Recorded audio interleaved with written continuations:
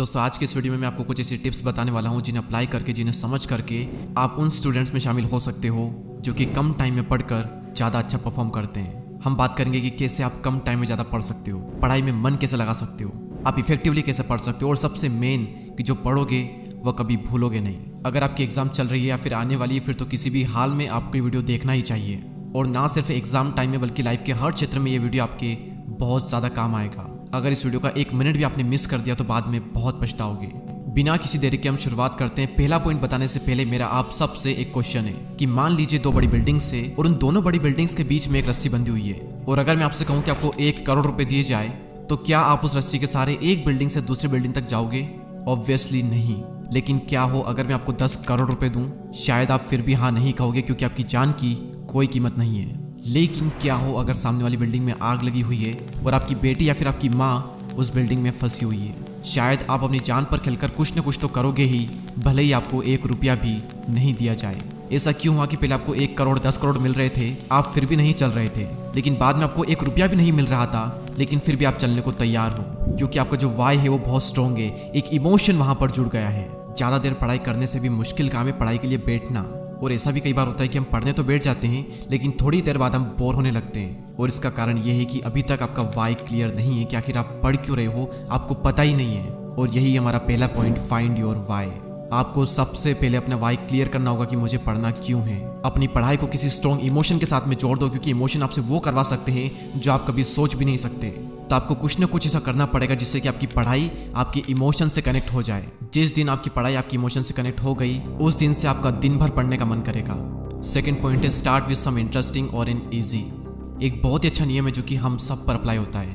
काम करने की इच्छा जगाने का सबसे बेस्ट तरीका है काम करके इच्छा जगाना, और पढ़ाई करने की इच्छा जगाने का भी सबसे बेस्ट तरीका है पढ़ाई करके इच्छा जगाना। आप थोड़ा सा काम पूरा करिए फिर देखिए कैसे बदलाव आते हैं। क्योंकि आप जब भी कोई काम पूरा करते हैं तो आपका माइंड एक केमिकल रिलीज करता है जिसका नाम है एंडोर्फिन, और इस हार्मोन की वजह से हम अपने अंदर शांति और खुशी का अनुभव करते हैं। इससे हमारी क्रिएटिविटी बढ़ती है और हमारी खुद की नज़रों में सेल्फ इमेज बहुत अच्छी होती है। आप जितना ज़्यादा इंपॉर्टेंट काम करोगे आपका माइंड उतना ही ज़्यादा एंडोर्फिन रिलीज करेगा, जो कि एक तरह से हमारे लिए अचीवमेंट है। और आप जब किसी इंटरेस्टिंग या फिर इजी सब्जेक्ट से पढ़ना स्टार्ट करोगे तो आपके माइंड पर इतना ज़्यादा एफर्ट नहीं पड़ेगा और आप उस टॉपिक को खत्म कर लोगे। और जैसे ही आप उस टॉपिक को खत्म करोगे आपके माइंड में एंडोर्फिन रिलीज होगा, एक अलग ही खुशी होगी, एक अलग ही एनर्जी फ्लो हो रही होगी। फिर उस एनर्जी का यूज करो और भी ज़्यादा पढ़ाई करने में, और फिर जब आप और भी ज़्यादा पढ़ाई करोगे तो आपके माइंड में और भी ज़्यादा एंडोर्फिन रिलीज होगा, आपको और ज़्यादा खुशी होगी और ज़्यादा एनर्जी आएगी, और इससे करके आप ज़्यादा टाइम तक स्टडी कर पाओगे। तो जब भी आप पढ़ने बैठो हमेशा इजी सब्जेक्ट से या फिर ऐसा सब्जेक्ट जो कि आपके इंटरेस्ट एरिया में उससे स्टार्ट करो। एक पूरी प्रोसेस बनेगी जो कि आपकी बहुत ज़्यादा हेल्प करेगी।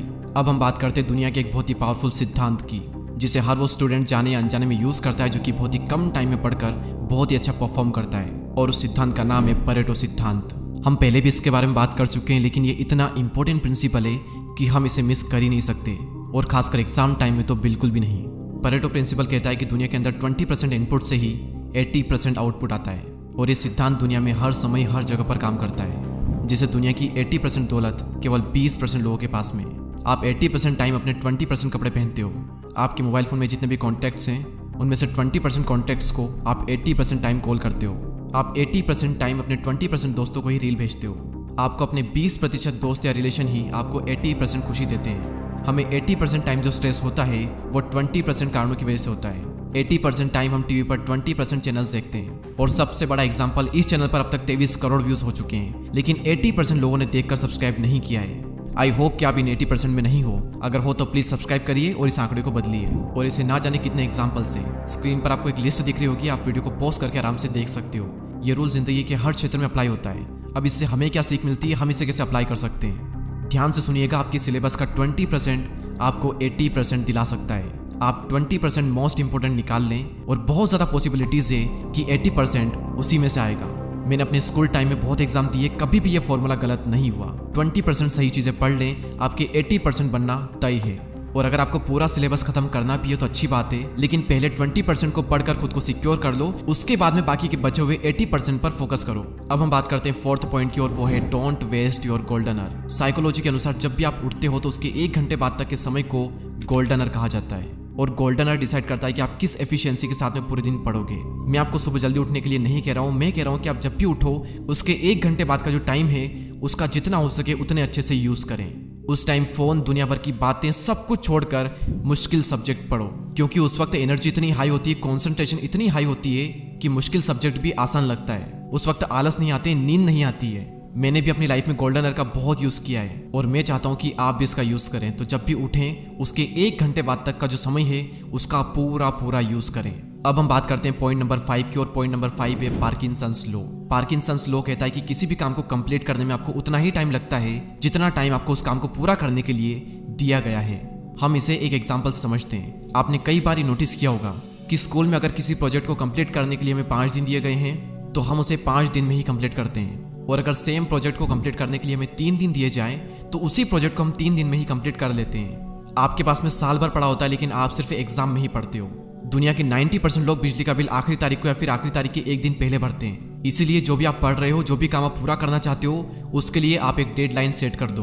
और याद रहे, डेडलाइन जो है वो ज़्यादा लंबी नहीं होनी चाहिए, वरना आप टालते रहोगे। जो काम आप 10 दिन से नहीं कर रहे थे वही काम आप 1 दिन में ही कर दोगे अगर डेडलाइन सामने है तो। इसीलिए हर काम में डेडलाइन सेट कर दो। इससे हमारे माइंड में इमरजेंसी क्रिएट होगी और एक अलग एनर्जी का फ्लो होगा जो आपसे कम टाइम में भी ज़्यादा काम करवाएगा। 6th point, active recall plus spaced repetition. आप एक बार इस कर्व को देखिए, ये बताता है कि आप किस चीज़ को कितने टाइम में कितने % भूल जाते हो, जो कि जर्मन फिलोसोफर द्वारा इन्वेंट किया गया था, जो कि बताता है कि याद करने के सिर्फ 1 घंटे बाद आप 50% भूल जाते हो, 7 दिन बाद तक आप 90% भूल जाते हो। इसीलिए ये ज़रूरी है कि आप जो भी पढ़ें उसका रिकॉल करें, उसका रिवीजन करें। जब भी आप कोई सा भी टॉपिक पढ़ते हो और जो कुछ भी आपने पढ़ा है, एक बार बिना देखे खुद को उसे एक्सप्लेन करें। तो एक बार जब आप पढ़ो तब रिवाइज करो, एक 10 घंटे बाद, एक 3 दिन बाद और एक 7 दिन बाद, और फिर हर 20 से 25 दिन में एक बार रिवाइज करें। उसके बाद लंबे टाइम तक आप उस चीज़ को भूलोगे नहीं। और इसीलिए कहा जाता है कि रिवीजन मेक्स डिवीजन।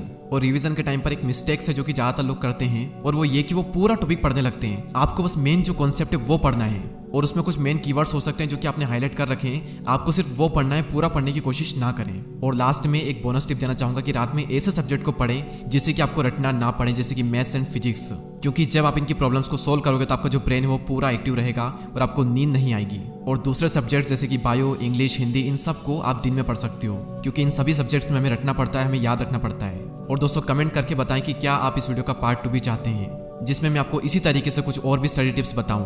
अगर हाँ तो कमेंट सेक्शन को भर डालो पूरी तरीके से। मैं और मेरी टीम बहुत मेहनत कर रही है आप सभी के लिए, ताकि एग्जाम टाइम में आपकी हेल्प हो सके। तो इस परेटो सिद्धांत को रिप्लेस कर दो, 80% लोग सब्सक्राइब कर दो और 20% रहने दो। तो आज सब लोग सब्सक्राइब करो ताकि आंकड़ा बदल सके और नेक्स्ट वीडियो बनाने के लिए मैं और भी ज्यादा एनर्जेटिक रहूं। तो अगले वीडियो में फिर मुलाकात होगी, तब तक के लिए जय हिंद, जय भारत।